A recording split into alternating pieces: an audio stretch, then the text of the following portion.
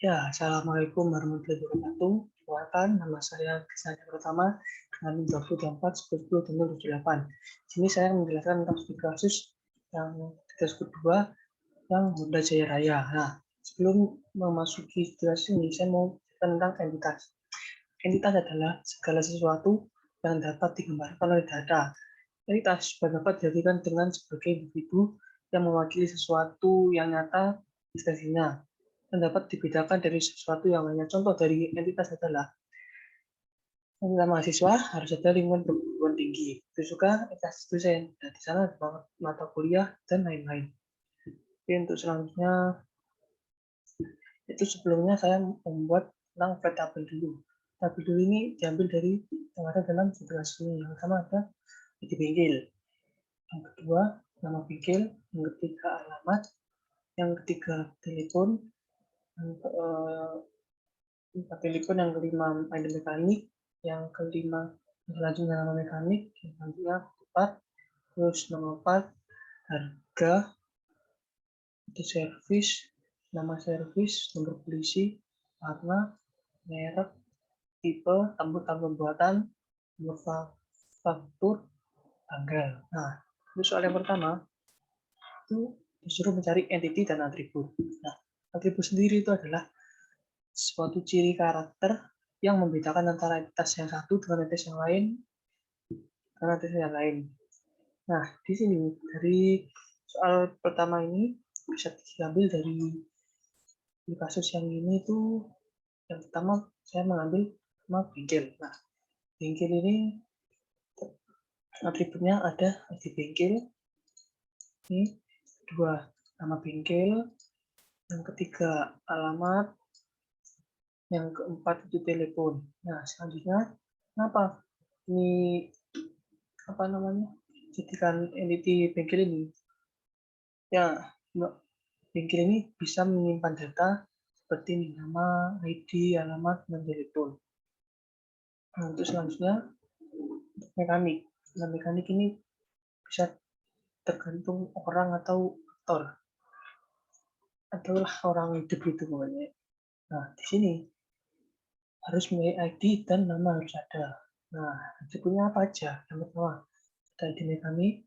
Yang kedua, dan nama mekanik. Oke, untuk selanjutnya itu entity parts. Nah, pada parts ini merupakan suatu benda nyata. Ini menyimpan parts-parts yang tersedia di dalam bengkel ini. Ya, yang pertama ini alasan jadikan entity-nya ya ini banyak nama dan jenis part yang harus terdata dalam satu database. Setiap part memiliki unique ID tersendiri agar tidak rancu. Nah, untuk atributnya, yang pertama ada kode parts, kode itu kayak 1, 2, 3 gitu. Untuk namanya bisa kayak bor, knalpot, rim, spion gitu. Harga untuk harganya. Untuk yang selanjutnya yaitu servis. Servis ini merupakan layanan bukan benda. Contohnya ya kayak servis kita servis motor gitu dah. Ya. Nah, kenapa ini? Ya karenanya banyak jenis layanan yang diberikan dan memiliki harga santai yang berbeda. Nah, di sini itu servisnya ada beberapa. Ada 3 yaitu servis, nama servis, dan harga. Nah, untuk selanjutnya, oh ya untuk harga ini termasuk redundan karena bisa dipakai oleh dua ini. Jika harganya beda pasti datanya pasti berbeda gitu. Ya, untuk penjelasan redundan akan saya jelaskan untuk selanjutnya. Oke, terus untuk kendaraan. Untuk kendaraan itu merupakan benda nyata untuk menyimpan data sepeda motor untuk customer yang sedang menyervis. Oke, isi dari atribut dari entity ini pertama nomor polisi, warna, merek, dan tahun pembuatan. Nah, ketika memasukkan sepeda motor nama tipenya, nah maka harus memasukkan nama seperti nama pemilik, terus tahun pembuatan, kapasitas mesin, spek, nomor polisi, dan lain-lain lah. Saya menuliskan ini saja. Oke, ini faktur. Faktur ini merupakan benda nyata. Ya, digunakan untuk menyimpan tentang nomor tanggal pelayanan. Karena banyak jenis layanan yang diberikan, dan masing-masing memiliki nomor dan waktu servis berbeda, maka dijadikanlah entity dan atribut. Nah, untuk atributnya ada nomor faktur dan tanggal. Nomor faktur ini merupakan unique ID, misalnya 1, 2, 3, ya. Nah, tanggal dicatat untuk sesuai melakukan layanan yang diberikan pembayaran. Oke, selanjutnya untuk yang selanjutnya yaitu nomor 2.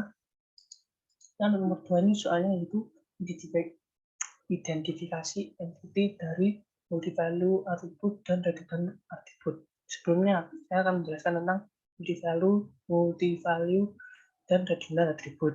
Ya, untuk multi-value atribut merupakan atribut berharga tunggal yang hanya mempunyai satu harga untuk satu entitas tertentu. Jadi, ini ya saya tidak ada mungkin nama part itu termasuk oleh multi value lah. Untuk redundant sendiri merupakan duplikasi atau penyimpanan data yang sama secara berulang dalam beberapa file, sehingga data yang sama disimpan dalam lebih dari satu lokasi. Nah, contohnya, mungkin kita ini di kasusnya mengacu pada Honda Jaya Raya, ya berarti itu bermerek Honda. Nah, jika dimasukkan oleh merek contohnya Toyota apa gitu, itu merupakan harus diduplikasikan. Nah, maka dari itu saya membuat atribut baru untuk warna dan merek, yaitu ini. Untuk warna, saya membuat atribut dan entity. Entity-nya warna, atributnya yaitu ID warna dan non-warna. Oke, untuk yang kedua, untuk redundant yang kedua, yaitu merek. Merek ini saya membuat atribut juga, entity juga, dan membuat atributnya itu ID merek dan nama merek. Nah, begitulah untuk multi-value dan redundant atribut. Oke, untuk yang untuk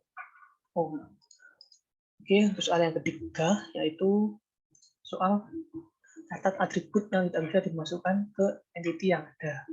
Nah, ini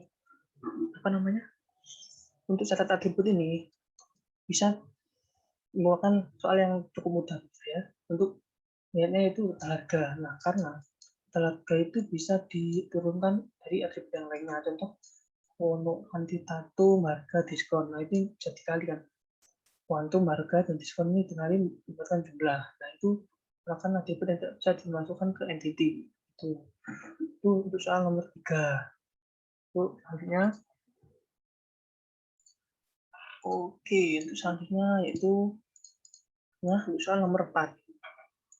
Nah, di sini saya sudah mengganti juga, tadi tidak ada warna merek. Saya lupa, mohon maaf.